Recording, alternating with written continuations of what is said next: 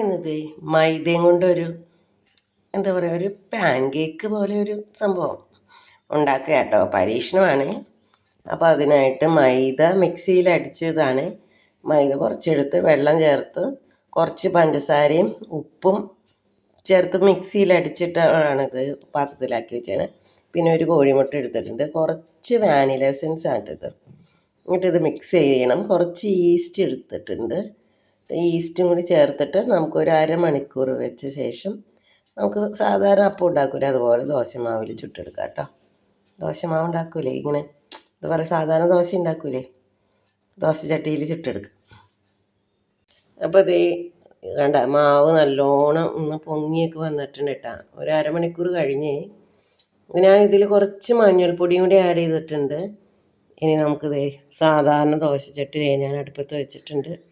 എന്നിട്ട് നമുക്കൊന്ന് വെളിച്ചെണ്ണയൊക്കെ ഒന്ന് പുരട്ടി, ഞാൻ നെയ്യൊന്നും ഉപയോഗിക്കുന്നില്ല, വെളിച്ചെണ്ണ പുരട്ടിയിട്ട് നമുക്ക് ദോശ ഉണ്ടാക്കില്ലേ അതുപോലെ ഉണ്ടാക്കിയെടുക്കാം കേട്ടോ.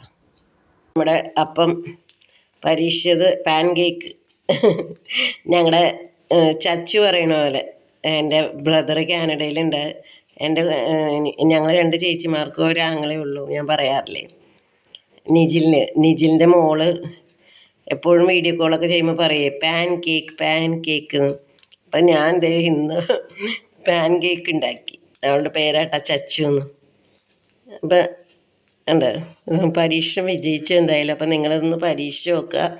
വെറുതെ മൈദയും കുറച്ച് മഞ്ഞൾപ്പൊടി, ഉപ്പ്, പഞ്ചസാര, പിന്നെ വാനില എസൻസ് കുറച്ച് ഞാൻ ചേർത്തിട്ടുണ്ട്, ഒരു നുള്ള ഈസ്റ്റ് കേട്ടോ.